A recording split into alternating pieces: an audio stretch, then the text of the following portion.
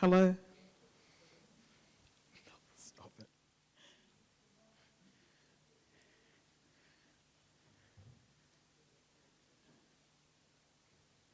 Good evening, everyone, and thank you for coming out on this cold evening. I'd just like to bring Auntie Benita Mabo, who's the patron for the Australian South Sea Islanders interim national body, to do an acknowledgement of country before we start.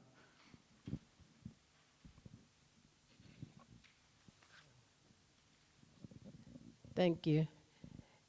Firstly, I'd like to acknowledge the traditional custodians of this land in which we stand tonight, past and present. And all the elders here in the room tonight, we're very grateful for you to all come along tonight, as this is a very important year for us, and it's 150 years since our people was out here, but it's sad that it's only now, took that long for us to get up and stand up and say that and be counted as we're a distinct ethnic group, Australian South Sea Islanders, and we're here to stay. Our ancestors were the slaves that came out to this country and cleared up North Queensland, and we still got nothing to show for their hard work. And then when we went back to Vanuatu just a couple of weeks ago, and it was so beautiful, it was very emotional, and now we hear them talking about they want to come out and work, and they're very hard workers. And now they got to buy a visa, get a working visa to come out and do some work. You know, look, they brought our ancestors out. They didn't need to have a visa. You know, now today they got to buy this visa to come out and do some work. And I think the government too should really, you know, come to the party with us and give us the things that we want today. You know, we're here to stay and we're not going away. Thank you very much.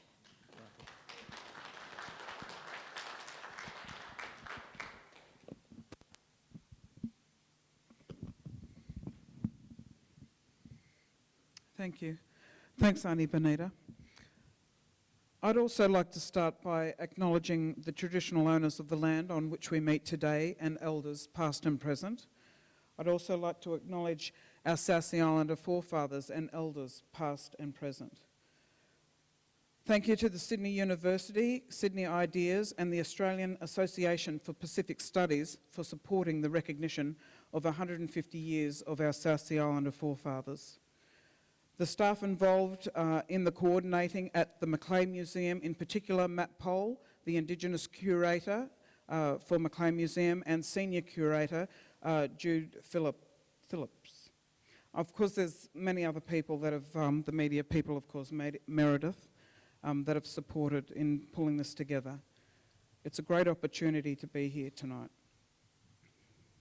I'd like to talk a bit about our organisation, and just so you understand who we are and how we sort of came about. But we were founded in 2010, and the founding members were Auntie Shireen Malamu, myself, Nellie Nares, my son Shola Diop and Binette Diop, and Auntie Carriette Pangus.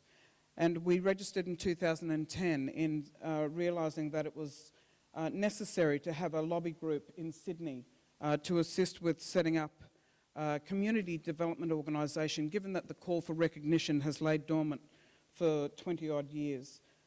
Governments weren't taking or following through on the Commonwealth recognition, and we found it necessary to, I guess, reignite this call for recognition. Matt Pohl played a role in that, also Leslie Yasso, who's here today. There's a lot of South Sea Islander people in this room that laid the foundation for what we build on or advocating for in the call for recognition. So I'd just like to acknowledge those people for all the great work that they've done prior to us coming along as well. Mrs. Benita Mabo has recently accepted our request as patron, which is an honour to have such an eminent leader to take on this very important role. We value her support and look forward to working with her. She will assist the very critical work ahead of drawing the public and Commonwealth and state government attention to many issues concerning the tragic history and abuses of South Sea Islander human rights in Australia during the 19th and 20th century. What we have achieved to date has been no small task, and it's been a lot of hard work, and it's been a lot of voluntary work and unpaid work for all of our board. I'd like to congratulate and thank the ASSI PJ team for their ongoing voluntary work and commitment, in particular Auntie Shireen Malamu and my mother Nellie Inez and Danny Togo, former board member Graham Mooney, all give me the strength and courage and support that I need to take on this challenge. Matt Poll, Nee Wadigo, former board member, and recently Professor Clive Moore and Murray Geisler, who have mentored and developed many strategies in getting the government to take notice of our milestones of success in seeing 3 capacity workshops funded under the Senator Kate Lundy's Community Cohesion Program to the value of $50,000, and a further 2 capacity building workshops to be delivered through philanthropic funding in the Solomon Islands and Vanuatu in 2014. All PJ team members bring a strong and relevant skill base to this vision. Our organisation structure consists of an ASSI representative board, which is made up of myself, Danny Togo as Vice President, Shireen Malamu, Melina Fakatava, and Shola Diop. Our strategy team is led by Paramount Chief Dwayne Vickery, and he's from Macleay, but he's based in Tasmania. Graham Tanner from Bundaberg, Badassi Organisation, or Bundaberg and District Association. Pastor Ray Minnicon, who's also based in Sydney, but he's from Bundaberg, and Murray Geisler. Our historical advisory team, or panel, is led by Professor Clive Moore and Professor Graceland Smallwood, who are here today. Dr. Francis Babongi from Central Queensland University, Doug Hunt, JCU Cairns, and Professor Stephen Mullins from Central Queensland University. We also have a working committee that will be responsible for looking at the national body structure that will be presenting in the next month. A national body structure will be a representative voice, a voice that represents all organisations and community leaders for Australia, South Sea Islanders. And these people put their hand up at One Talk 2012 in Bundaberg to say that, yes, we're going to work alongside you. So we've got Matthew John, who's from, I just want to acknowledge these people just so you know, or you might know them, so that's why I'm sort of going through this. Matthew John Sheaf, he's based in Brisbane. Mariana Obed from Vanuatu. Dennis Babongi, he's in North Queensland. Jodie Togo and Fiona Mount from the Tweed Australian South Sea Islanders Organisation. Chief Simon Kakaya from Vanuatu Indigenous Descendants, and Kakai Pakoa from Vasek, they're based in Logan. Matt Nagus from Bundaberg Organisation. Don Fakwandi from the Sunshine Coast Organisation. Robert Mann and Loris Korowa. They are with Linking the Generations in Rockhampton.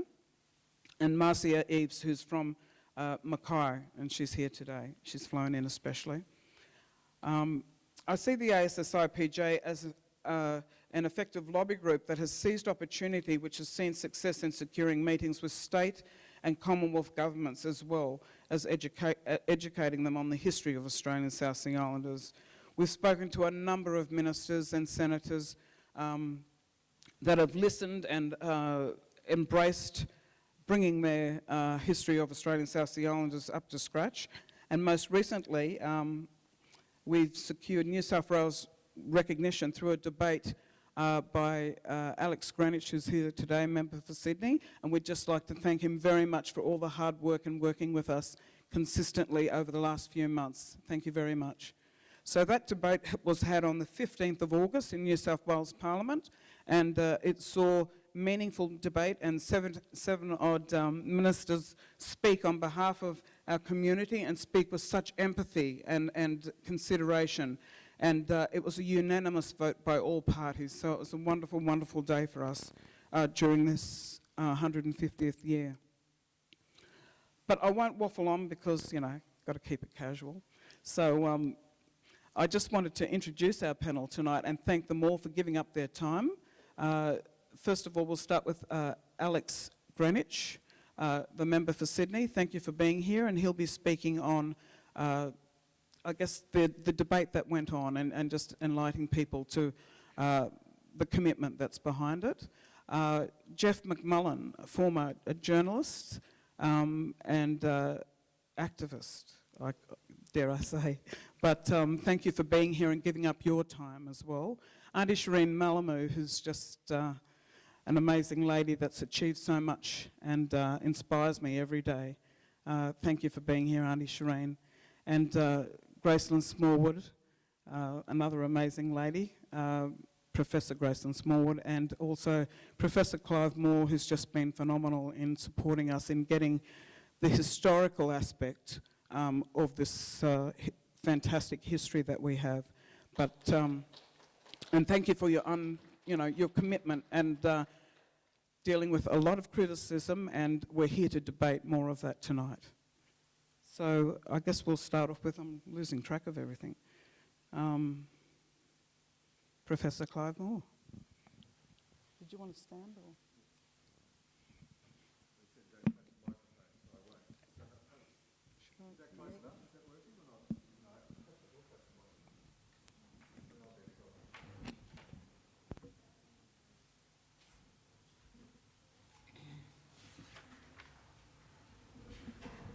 Is that working? Oh, it is working. Good.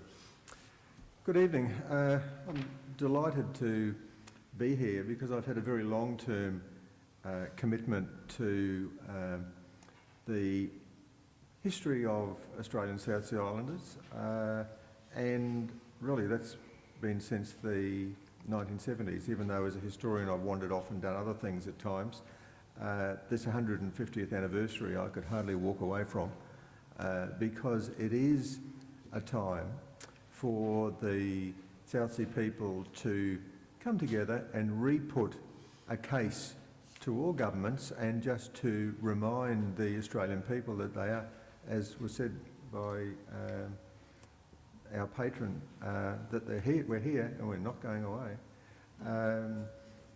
What I would try to, I'll try and summarise the background for you. For some of you, you'll have intimate knowledge of Australian South Sea Islanders, some of you don't, or you only know one aspect. So let's just see if we can put some things together. The first thing I'd say, and then I'll try and justify it, is that I don't think there is any immigrant group into Australia that was treated as badly as Australian South Sea Islanders. The only people that have been treated as badly are Indigenous Australians. Now, justification for a statement like that. Let's first just try and give some sort of idea of the numbers of people we're talking about and where they come from, and then try and point out the justification. It's a very, very complex process because it's 150 years. You're talking about what is usually known in polite terms as the labour trade between 1863 and about 1904, whereby about 62,000 Pacific Islanders from various countries in the Pacific came into Queensland to work in the sugar industry, pastoral industry, and also in the maritime industry. Initially, they came from, let's just use the modern names, Vanuatu, Solomon Islands, Papua New Guinea, Fiji, but only from Rotuma, one island in Fiji, Kiribati and Tuvalu, and also what's now New Caledonia, but only from the Loyalty Islands in New Caledonia. The majority, the vast majority, come out of Vanuatu and the Solomons. Were there 62,000 individuals? There were 62,000 labour contracts, and you can debate what a labour contract means to someone who can't read or write, but the government record shows 62,000 labour engagements. Probably only about 50,000 people, because we know undoubtedly that certainly in the later period, some of them came to Australia more than once. And some of them went to Fiji, might have left Solomon Islands, gone to Fiji, gone to Samoa, gone to New Caledonia, and then also to Queensland, or went to Queensland twice, or any sort of combination in there. So that a safe estimate would be around 50,000 actual human beings, 95% male, aged, in theory, legally between about 16 and anything upwards of that, probably to about 35. But we do know that there are significant numbers who are under 16. And there are lots of examples in the community where you ask them and they'll say, well, my grandfather said he was 12 or he was 13 when he first came out to Australia. So that a variation in ages. And they came out they were governed by Acts of Parliament, initially only by the Masters and Servants Act. Then from 1868 there's a significant Act of Parliament which is forced on Queensland, but really by the British government, saying, come on, you've got to regulate this because it's fairly shady what's going on. And then there's another major act in 1880, varied in 1884, 85, 86. There's another one in 1892. There's the final Commonwealth one in 1901. Now, if you want to go then to, I won't go into the details of which islands in particular they came from, but overall about 2/3 came out of Vanuatu and about 1/3 came out of the Solomons. If you ask, say, Papua New Guinea, there are 2,000 or 3,000 in the 1880s that come out of the islands of Papua New Guinea, not off the mainland. And the other numbers are much smaller. Now, my justification. One, and why are they the worst treated immigrant group in Australia? One is kidnapping. Because there is no doubt, I mean, we can debate all of these things, how many were kidnapped and how many knew what they were doing. Obviously, if some come more than twice and go to more than one colony, they do actually, there must be some sort of agency in the process of what they're doing. They've made a choice if they go to 3 different colonies over a period of time.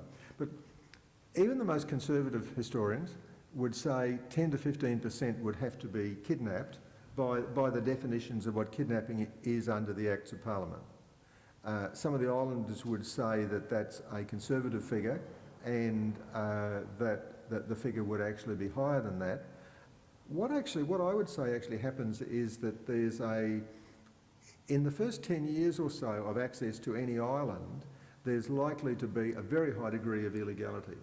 But equally, when sons and nephews follow fathers over a 40-year period, you have to question exactly what's going on. But nobody else, no other immigrant group was kidnapped to come to Australia. Then there's the question of slavery. Were they slaves? Being a precise historian, I would say, well, in law they're not slaves, because slavery means the ownership of individuals, buying and selling of individuals. It's a status for life. Your children are owned. In that way, they're not slaves. But they certainly, the American Civil War is still happening 150 years ago. So that there's a process going on here where there's a transition from slavery as a mechanism of labour to indenture. And indenture is actually used for Europeans as well, a couple of 100 years before that. But people have called indenture a new form of slavery. Once slavery is outlawed, Europeans sort of scratch their heads and sort of say, well, how can we accomplish the same thing? And the mechanism is indenture. So there's a slide between slavery and indenture that's going on in this process. And you can debate exactly what that word means and whether you can't use it at all or whether you use it in a descriptive way or whether it's an accurate word to use. The next thing I would say that even if they weren't all kidnapped, I would say they were all culturally kidnapped. They're all stolen away because you're taking them out of a closed small island system and bringing them in as capitalist plantation labour into a situation they don't really understand. Even the most willing don't understand. Can I just give you one example, and I'll run out of time if I don't do this. One example. An old man in the Solomons said to me in the 1970s, and I've never forgotten this, he asked me 2 questions. He was an old non-Christian man who lived in the bush. And he said, can I walk around he could walk around his own island in a week. He said, can I walk around your island in a week? He meant Australia. He had no concept of the size. And then he asked me a second question. He said, do you have the same moon in Australia as we do here? Yeah. He didn't know. This is the 1970s. Imagine the 1870s. Okay. Then, and I said, so there's a cultural kidnapping process that goes on. Let's just move on. Another thing is the high mortality statistics. They're astoundingly high. Out of, say, 50,000 individuals, 15,000 died. 15,000. Now, that's 30% of the people died. Most of those that died were new recruits who hadn't been exposed to the outside world before. The deaths were higher in the first 6 months or 12 months. If you survived that amount of time, you probably became acclimatised and you probably could cope. But those death rates, I mean, ask Graceland what a death rate like that means. It's a horrific death rate. Then wages. Some people would say they weren't paid. In fact, they were paid, but they were paid significantly lower amounts of money than Europeans were. The rates vary from over the 40-year period. Some of them were only paid £6 a year. You might say that's low money, but you've really got to ask the question, what would you pay a European labourer at the same time? It's about £35, roughly. The other thing is that £6 a year is a fixed wage, doesn't change for 40 years. They obviously hadn't heard of inflation in the 19th century, so that they never varied that basic wage rate. Then go on from that the wages of deceased islanders from 1885, before 1885 they just seem to have been kept by the employers as far as I can work out. After 1885 they were kept by the Queensland government, and there was an act of parliament to put them into a trust fund, and they were supposed to be returned to the next of kin in the islands in the form of trade goods. In fact, the government statistics show that only about 15% of those wages were actually returned. So the government kept 85% of the wages and used that and other monies to finance the whole administration of the process of the labour trade. So that the dead were paying for the administration of the living. And then to put a little more salt into the wounds, in 1901 the Commonwealth decided, because of White Australia ideas and really the whole federal parliament was in support of, not allowing non-Europeans into Australia and getting the islanders out. They're the only people who had an act of parliament passed to have them excluded from the country. The only thing that comes close to that would be the expulsion of Australian Japanese after the Second World War, and that's not by act of parliament. But an act of parliament was passed to get rid of them. Congratulations to those that stayed. There's now a community of at least 30,000, and they can thumb their nose at the Commonwealth in a sense. But the Commonwealth, that was a despicable act. And the Commonwealth then said, how are we going to pay for this? They paid for it by asking Queensland for the contents of the trust fund. So again, the wages of deceased islanders paid for the deportation of those that were here. I won't go into any more details there. And then I'll end up by saying in the 20th century, and South Sea Islanders are inclined to forget this, I think there's a very significant case to be made about social neglect in the 20th century. Because they were no longer, even if you're underpaid, you're a wanted labourer within the system. In the 20th century, no one wanted them at all. They were excluded from the sugar industry, particularly by trade unions and by the Sugar Acts. And they were left to live in sugar districts on the fringes of society, unwanted. That's probably enough. Thank you so much. So we'll just move on, time's limited, to Professor Graceland Smallwood, and speaking more about Aboriginal, Torres Strait Islander and South Sea Islander perspectives. Well, I'd like to pay my respects to the traditional owners and our creator. Can you hear me up the back? Oh, okay. I said not to touch that. Is that better? And I'd like to pay my respects to our elders, past and present, all in the front here. My Auntie Benita, big sister here, Shireen, Sister Rosie, and anyway, and the audience. Clive and I go way back, and I'd like to thank the committee for asking me to come down, Imelda, and I just discovered in the car we're both 62. That's in the black and white minstrels. We're seniors there. And Clive and I come from around the Townsville region, and when Shireen And I'd like to say Wadamuli, I've got a Birragubba elder sitting over there. I'm Birragubba, my clan, and also South Sea Islander. And Sister Shireen here, I think it was the 70s or the 80s, she was at James Cook University and really pushing the movement about the violations of human rights against First Nations peoples, Torres Strait Aboriginal and South Sea Islanders. But I was pretty privileged to have been brought up in an era where I had both sides of the coin, and I guess the label I got was the human rights activist, but the nutty professor. And my background is health. I've been retired now for 2 years after 45 years, registered nurse midwife, travelling the world. But having a look at a lot of slavery and human rights violations, which I've just completed 2 years ago, a PhD thesis, and I've called it the First Nations Australians' Wellbeing with Violations of Human Rights, where I talk about my heritage, both Aboriginal and South Sea Islander. But a lot of the evidence-based research, as I said, I was privileged to have been brought up with real deadly elders on both sides, talking about the horrendous treatment of not only South Sea Islander people, but all of our people. And Clive has given quite a good historical overview as a historian. And I went over to Vanuatu myself a couple of years ago to meet some of my countrymen over there.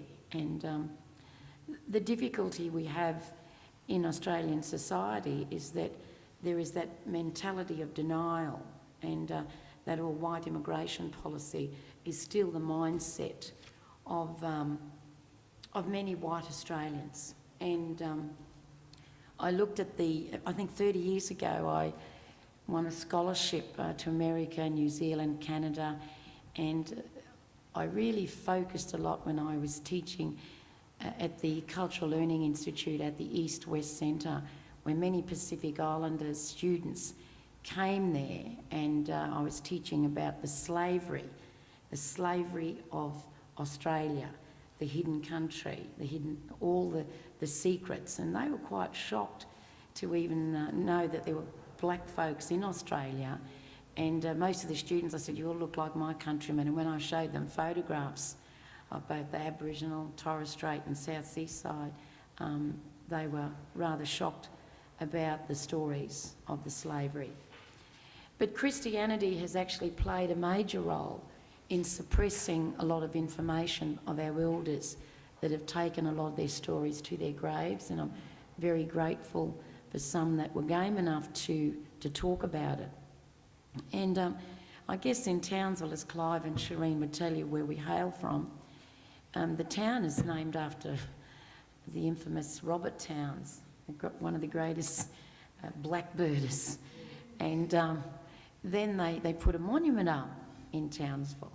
I thought, is this the 17th century or the 21st century?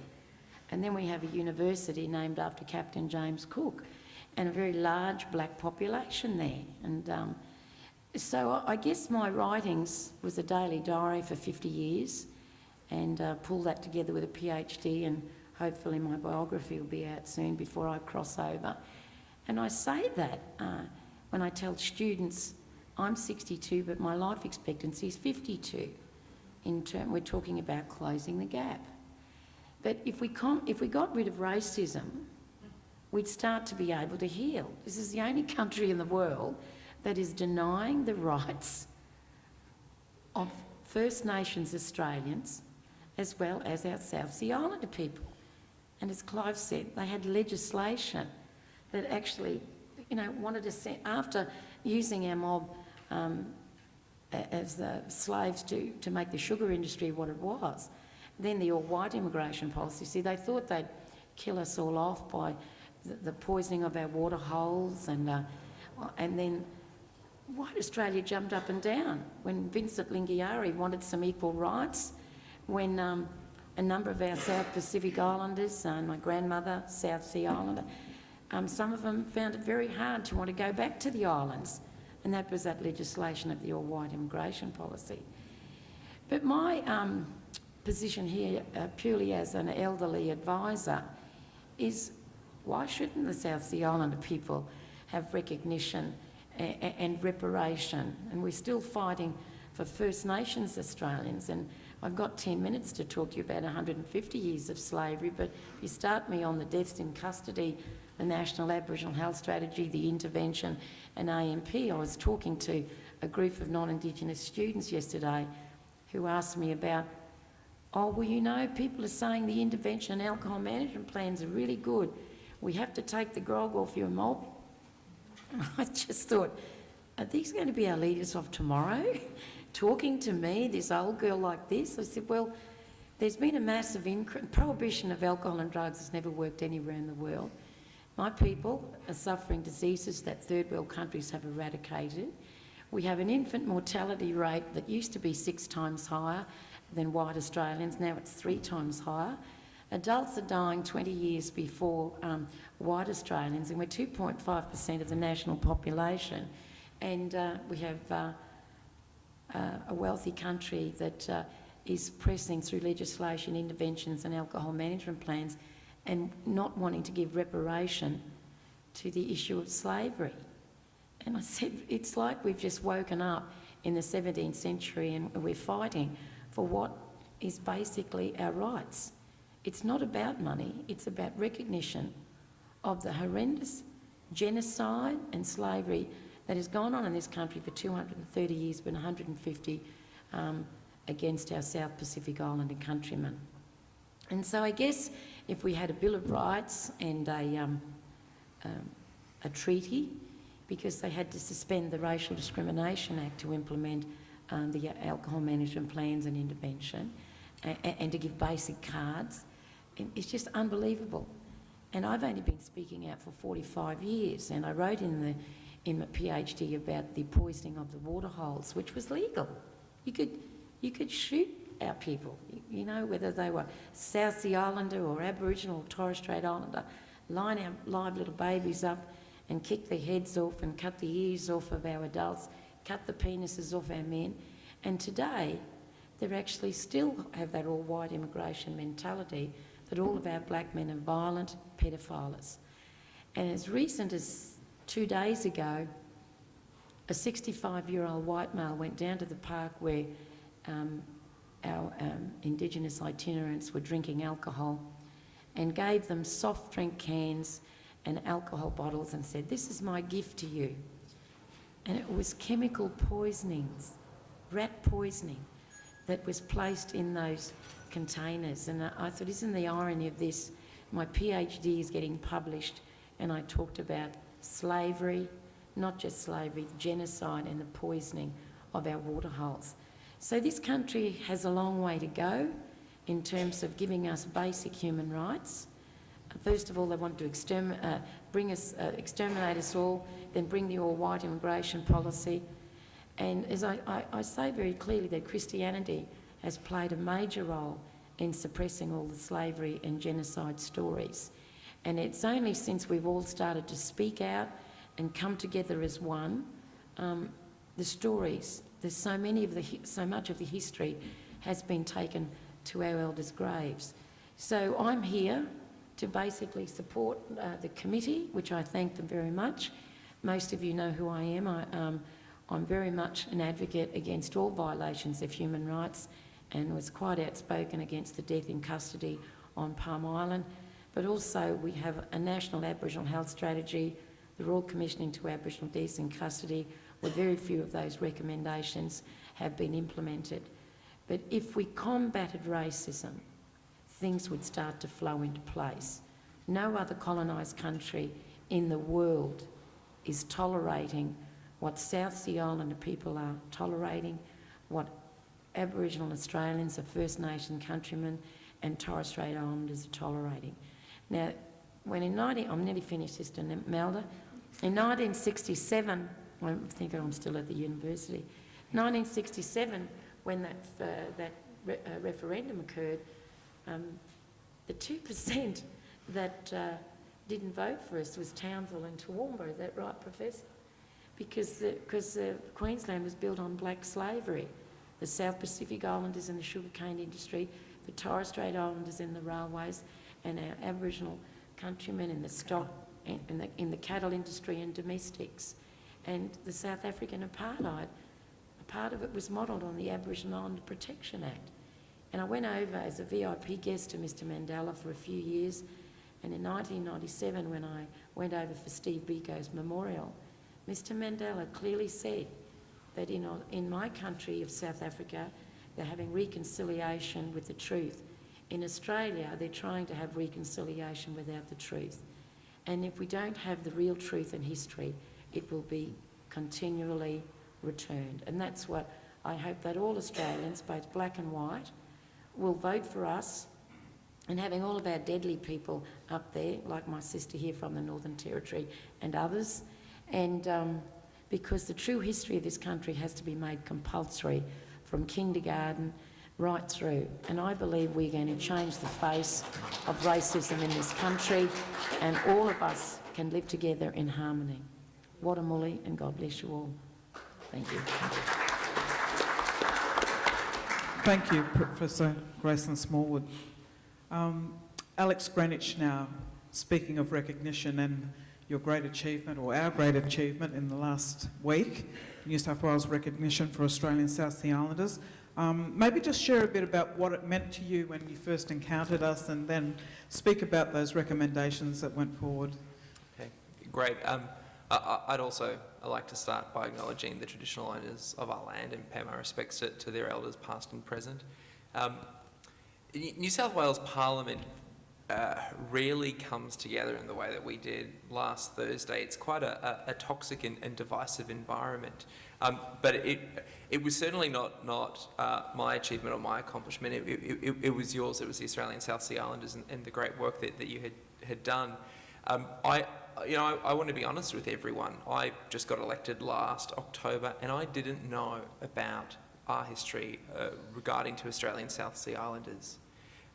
It was Lola and Imelda and Shireen who came and met with me, I think within 2 weeks of me getting elected, and they gave me a really important history lesson. What then really concerned me is that our parliament, New South Wales Parliament, is the oldest parliament in the country, hadn't actually addressed this issue in any meaningful way. There was the 95 Memorandum of Understanding from Premier Carr, but none of those recommendations were followed through. So I sent about to draft a motion of formal recognition of the past atrocities, and indeed to recognise the role of the Australian South Sea Islanders in our history. The timing of it coming up last week, 10 days before the 150th anniversary, was a bit of a fluke, but a really important one. What really surprised me is sometimes these things will just come up, the government and the opposition will just shut it down, they'll move it along, and the issue just won't be dealt with. That was not the approach that was taken here, and it was also correspondence that many had received from the Australian South Sea Islanders about the importance of the motion and what it means. And I actually had members for the days leading up to the motion being debated coming up to me to make sure that they would be able to speak, getting their researchers to work on it. And a lot of members who'd been around longer than me in the place also shared with me that, we're people who should be pretty educated. You'd hope most of us are fairly well educated in our parliament. What I appreciated was that a lot of people were honest, that they did not know the history of the Australian South Sea Islanders. They may have heard of it, but they were certainly not aware of the level of atrocity that had occurred and the level of exploitation that had occurred. So it was really powerful that we were able to have that really open and honest conversation. And the speeches were really heartfelt. We covered a lot of areas. We really went through the history quite well, I believe, from the role of the union movement through to the deportation and the impact that it continues to have on the descendants of the Australian South Sea Islanders. So it was really powerful to be a part of it that day. But I don't think that doing that motion, as great as it was, is certainly enough. I think that that more needs to be done, and we know that Minister Dominello, the New South Wales Minister for Multicultural Affairs, will be meeting with the Australian South Sea Islanders and myself soon to work out the steps going forward to work on the community profile that will be established and what needs to happen going forward. Linda Burney, in her speech on the motion, spoke about the importance of having the Australian South Sea Islanders history and exploitation in school curriculum, and I think that's really important. This is a part of our past that we cannot forget, because you learn from your past, and if we continue to ignore that this has happened, how can we ever learn and grow as a nation? And as Grace said, actually tackle racism head on. And combat that. There was also a lot more that could have been said when we were doing the debate, and since the debate, I've come to sort of think a lot about we spoke about those who were kidnapped, we spoke about those who were exploited, and we spoke about those who died here, and as Clive said, it was around 15,000. But we should have been also talking more about the families that were left behind. I mean, this was 50,000 young men taken from islands. The impact that would have had on their families, their communities, their economies, is indeed something that is very profound. And I think we also need to address the negative impact that Australia had on those nations and on those families where the young men and their families were taken away, kidnapped by the Australian government. If they didn't die, we took everything from them and then sent them back once they had lost a great sense of identity. So this is a tragic part of Australia's history, and one that I'm really grateful to the Australian South Sea Islanders and for the education role that you've played and the important lobbying role that you've played, and I think that a lot has been achieved. There's still a lot more to do, and I look forward to being a part of that and helping however I can. But I'm just really grateful to have been able to speak in favour of the motion, which was the formal statement of acknowledgement of the atrocities, and to be part of putting in place a set of actions with the government towards addressing a way forward. I know Imelda has thanked me, and Lola and Shireen have, but I really thank you. This is something that's really important, and you guys have played an amazing leadership role. Thank you so much. Thank you, Jane. So I guess from this point on, it'd be great to open up the floor to questions, and possibly if you had questions with regards to the New South Wales government recognition or other panellists that are here today. And we'll get a summary from Auntie Shireen and Jeff McMullen once we've had a bit of a yarn, I guess. But thank you for that, Alex. Wonderful. Did anyone have any questions?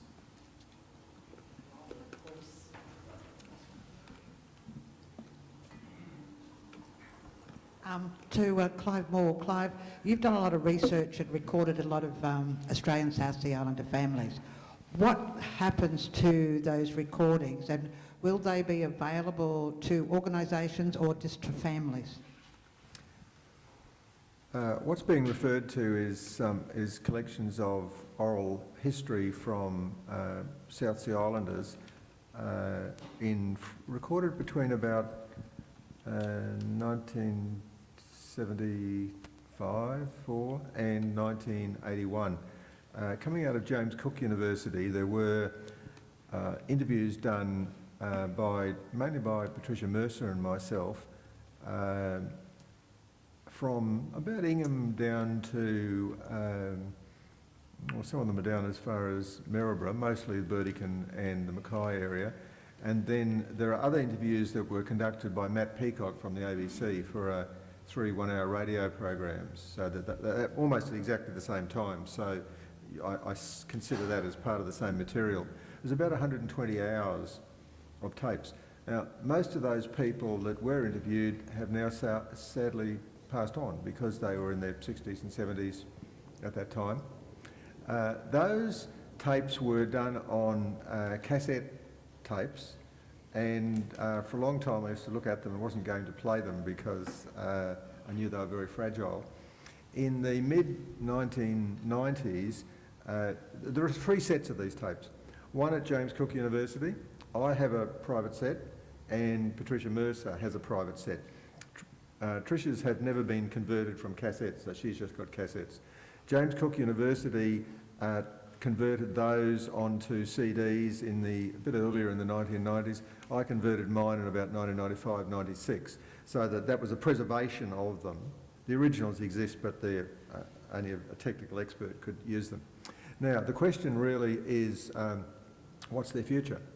At the moment, they are supposed to be available for access through James Cook University with permission either from Trish or myself, and it usually means me because I'm still in the university system and she's not. And that was something we promised the islanders who were recorded, that they would be available for bona fide researchers and to their families, to the islander families to use over any period of time. However, I'm not going to work at the university forever, and I don't really want to be in charge of these tapes forever. So that the question is, how are they going to be made more readily? They are available, but are they to be made more readily available through a library system like the National Library, through the Queensland State Library, or through the islanders themselves in some way through the association? What I would envisage is that, and now digital technology is here, that they can be made much more freely available. There could be availability on a website. The problem is accessibility, and not everybody will want their tapes to be accessed. So And I think the copyright situation is very complicated, but we're moving towards making them freely available. And I think also, just in support of that, is it's also possibly a national body consideration because they are of sensitive material, and the families need to be consulted first and foremost before we even start to think about things like that. But yes, Professor, you didn't mention New Caledonia within I'm aware that there's... I did. I mentioned the Loyalty Islands. Beg pardon? I mentioned the Loyalty Islands, which are part of present-day New Caledonia. Present-day New Caledonia. Yeah. I spoke to liberation fighters who were fighting against the French, and I wanted to find out the word Kanaka. And I asked them if I could use the word in front of them. They were in the Trades Hall in Sydney. They had an office there.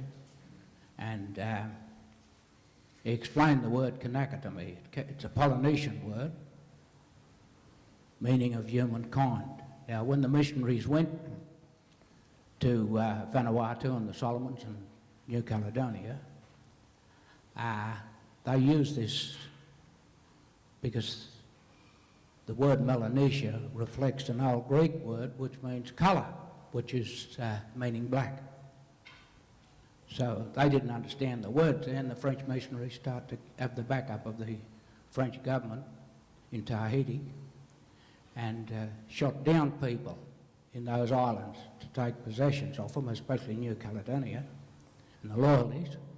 And it's a very interesting part that a lot of, because I remember growing up in North Queensland and people were using the word Kanaka, and I used to say South Sea Islanders, and people who were using that were mostly non-Aboriginal people. So it's a meaning that has a meaning in Polynesia, but not in, but they're making it a meaningful word in New Caledonia, so getting away and just concentrating on the Vanuatu, Solomons and New Caledonia, because there's South Sea Island people up here in Queensland and northern part of New South Wales have French names. I don't know whether you're aware of that. Do you? Are you? Yes. What's the name of it? What's the name? Sorry, so the people out of the Loyalty Isle, out of Mare or Lifu, for instance, would probably have, well, if they haven't got French names, they would have their Lifu Island names or Mare names. They're not necessarily French. There are other settlers in northern New South Wales that were coming out of a French colony that was set up in the 1870s in New Ireland, and there may be a connection there as well. If we could... And they carry the name of Italian people who went there in the first place, that went to Northern Hemisphere, went to Northern New South Wales, such as Dottai, which is an Italian name, and Therese, which is French. So there could be a division here between people from different islands, amongst South Sea Island people, that hasn't brought them together, because I remember up in the gardens up there in Ingham, Lucinda Point Way, it was totally, I don't know what island they come off, but they were South Sea people. Keppel Sands were South Sea Island people outside of Rockhampton on the coast, and down in Bundaberg, and down in the northern part, in Fingal Heads. Now, there's a lot of them up there who are members of local land councils, and under the legislation here it says only Aborigines should be members of local land councils. The New Hebrides of Vanuatu was half French and half British as a colony, and the early British settlers in New Caledonia, and then French settlers, so you are going to find some French. Look, there are two words, Kanaka and blackbirding, and there's something I think that probably will be debated in the One-Top conference in November, because they're wonderfully descriptive words, that they're imprecise words in many ways, but they are the two words which really describe, which have been thrown up in Australia, that describe the Australian South Sea Island people. Kanak or Kanaka is the same word, one has just been turned French, and it's a basic Polynesian word for man. It's used in, it can have a pejorative, depreciating sense in the Pacific. It's used in... Sorry, Clive, we're going to have to cut it a bit short. It's used in Papua New Guinea. Thank you so much. I really do appreciate that. But if I may say, Don, it would be a good opportunity for you to actually attend one talk, and you'll meet a lot of these communities that are coming together, finding family and heritage. So we welcome you on the 1st, 2nd and 3rd of November at State Library, Queensland. Yeah? Auntie Shireen Malamu, would you like to speak on recognition and what that means? Yeah, I'd just like to, Clive will tell us later how much is in that fund, Pacific Island Fund, kept by the Australian government or the Queensland government, and been very quiet about it. He will tell you that later. I will just say that as far as slavery goes, slavery is always about people of colour. When President Lincoln finished the slave trade there, they came here. And here you see where these traditional Aboriginal people worked in the sugarcane. There weren't enough, so they threw them a bit of cigarettes and some food, and this is how it started, because there wasn't enough people. So they thought that we must never forget, slavery is about people of colour. And it doesn't matter how much you can dress it up. No reference to you or about academics or journalists, but it didn't involve anyone else. It involved people of colour, and that's how they saw slavery. I just will say again, this might be a bit controversial, but the Pacific Islands are used again with the boat people. And I will say that it's ironic that it's used, the Labor Party at that time, brought in the White Australia policy that sent them all home. And now the Labor Party again is using the Pacific to send all these poor people there. I don't know how long that will last, probably after the election. But another thing, you can listen to whoever, but it's always the cunning of reason to justify what's happened to a people, and like send people home like mongrel dogs. I will say here that as far as the UN security vote, it's always the blackfellas have put Australia on the UN Security Council. They ought to think about it.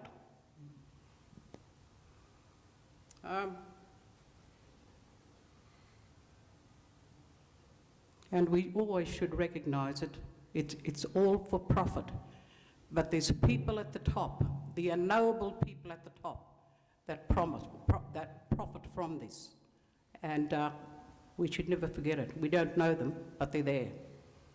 But I might ask Clive now, how much is perceived to be in that Pacific Island Fund? Well, I'll have to be very quick because Imelda will be after me. Yeah, please. The answer is there's no money in the fund because it was taken by the Queensland Government and by the Commonwealth Government. If you look at the last amount of money that was in that fund, it was about £39,000 in about 1905.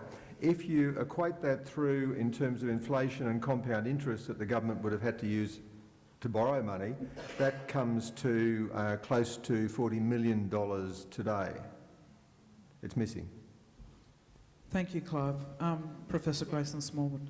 I guess to follow on from that, I didn't expect any money in it, just like the stolen wages, in terms of Queensland Government using a lot of our black slavery to build the infrastructure, but also all around Australia. But my greatest fear is that because we're calling for recognition for South Sea Islanders, like the land rights legislation and native title, we all know, and we've got the lady here, Aunty Netta, the Mabo legislation in '92 clearly gave us sovereign rights, which we never relinquish.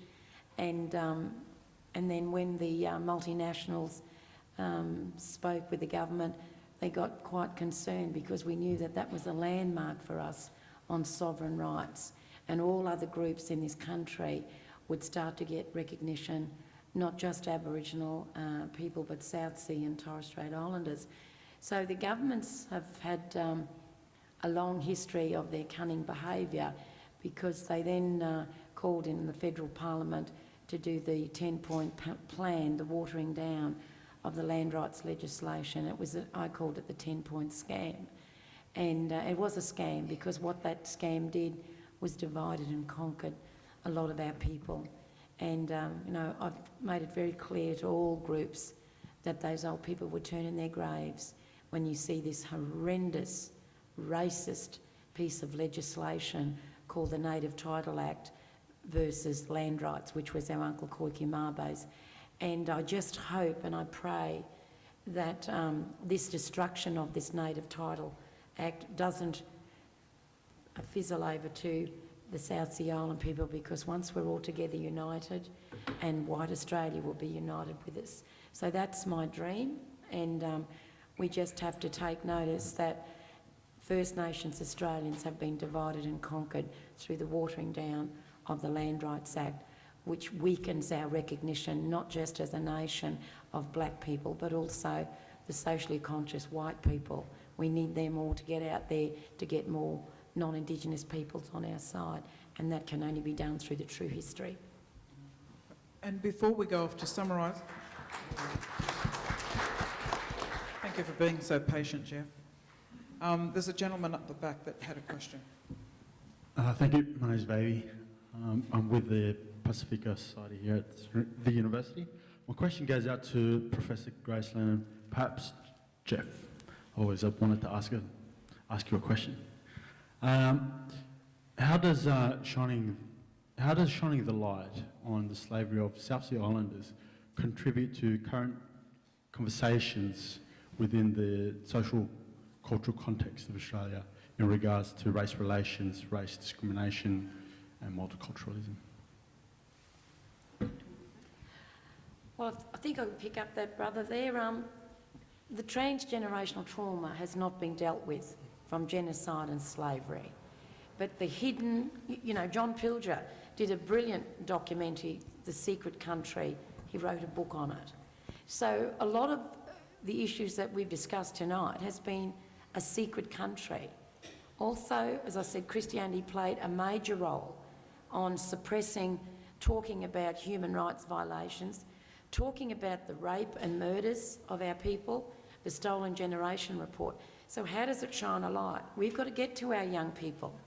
And the government's doing very well destroying our young people because we have massive amphetamine increases since alcohol management plans and intervention.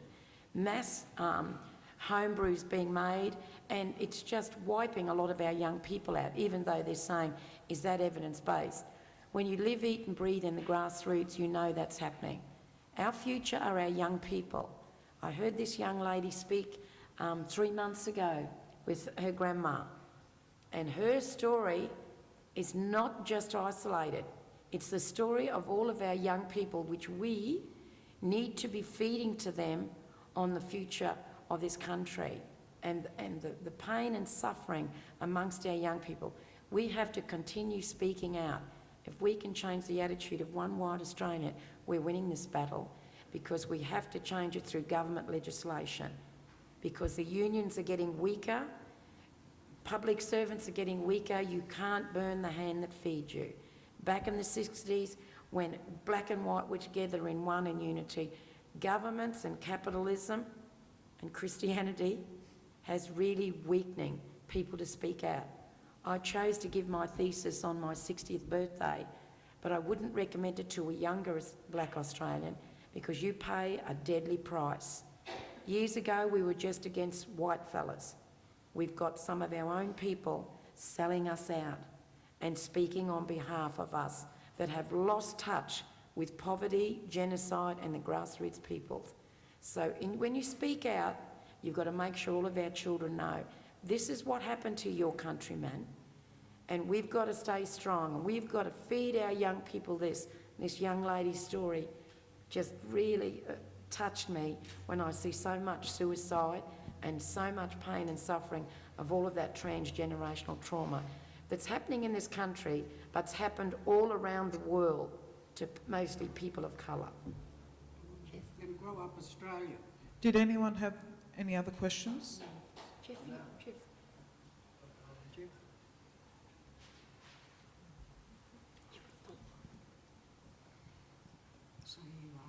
Good night. My name is Sumasi Singh and I'm the Papua New Guinea Consul General here in Sydney. I've just been here 8 weeks. But having heard all the speakers, let me thank you for highlighting something that's been there for a while. But just one question. Have we identified all the laws, regulations, policies that relate to this particular area so that in any state, legislation or even in territory, the Commonwealth can then give us one specific direction to say this is the way we're going with all our indigenous people, if you like. So we need to do it collectively with all the different levels of legislation so that nothing continues to exist. We need to extinguish them in order to move forward in the new direction. Thank you.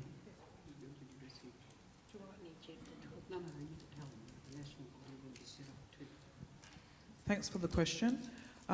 This year we've got a conference to establish a national representative body that will represent the 80-odd affected islands in the Pacific through Blackbird, and that body will look at presenting a model and then setting up a board as such. But we do need to start from the grassroots, speak to government, all different levels of government, and working with the broader community. We can't do this alone. So until we have that national body structure in place, it's still going to be a tug-of-war. And until we take responsibility, for our communities and leadership collectively in solidarity and put aside our differences, it's going to be really hard and will continue to just manifest as we have been over the past 20 years. That's from a South Sea Island perspective. But yeah, so that's why we're here to encourage people to attend One Talk 2013, and it's open to the community. It's an Australian issue. Australia needs to take responsibility, and we can't blame current communities for the past, but we can work together to make it better and have a clearer understanding of what this history is, and bringing and collaborating with people such as this panel assists us with those strategies and developments of meaningful programs and services that will, empower our communities. I hope that answers your question as best I can. Jeff McMullen, thank you very much for your patience.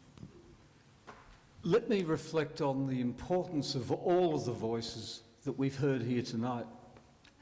Auntie Bonita Marbo's acknowledgement of country reminds us here on Gadigal country that for thousands of years, for millennia, Aboriginal people, Torres Strait Islanders and South Sea Islanders have had that openness. The coming and going, the intermarrying, the trading, that happened long before blackbirding arrived on this continent. And in the openness there was acceptance. This is the story of the world's longest unbroken multicultural success story. So recognising the human rights and the human story of South Sea Islanders is very important for us to know who we are, where we are now, how we got here. It acknowledges that we have a selective memory. Sometimes as a nation we have amnesia because there is a name for what happened to South Sea Islanders. It was exploitation. It was racist. It was aimed at people of colour. They were taken from their homes with no understanding of what this indentured labour contract involved. Those young men, most of them, did not see their families again. The 15,000 or so who died because they were given no warning about the disease they would encounter had no rights. And those who were put to work to build the sugar plantations were enslaved to an economic system. We don't have to be nice about choosing the right words, we only have to face the truth, because recognising the story of South Sea Islanders, there is in that truth a power and a beauty. It helps us work out what we are responsible for now. Why, of those few thousand that were not deported under the racism of the White Australia policy, we have the legacy in all of those tens of thousands of South Sea Islander families who have intermarried with a whole lot of other different people here. Mainly Aboriginal people, but lots of others. The coming and the going, the marrying, the having of babies. But that shared history is what we have to come to grips with. Then we will see that our multiculturalism that goes way back through thousands of years is our strength. And there's a great beauty in that. But we must go onto the streets of Townsville and see that what we are recognising at the moment is we are celebrating the founder of Townsville, a blackbirder. We are honouring what was beyond question that first shipload of people that were brought in to work as slaves in the plantation had no idea really how they were being enslaved to a system that was to exploit them until the day they died. The governments that took the money that was owed to them through the sale of the estates and never distributed that money to the families, that too is a consequence of this economic exploitation. So we have to recognise the truth of the past to understand the estimated 40,000 South Sea Islanders today. That heritage explains why still so many of them are disadvantaged.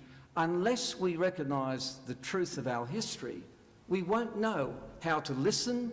We won't know how together to work on the healing. We will not even know who we are or how we got here. So South Sea Islander recognition in the government is one thing, but hearing that we don't know as a nation of this story tells us it's time to end the denial. We have to get over the amnesia. We have to say that when you're brave enough to face the truth will be the thing that heals us, that gives us the mutual respect, and then we have a way to go forward.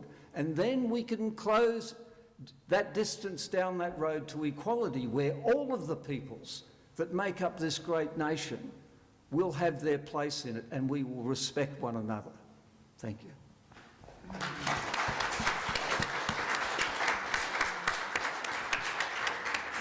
I'd just like to thank everybody else that came and those that came later, acknowledging our South Sea Island elders over there.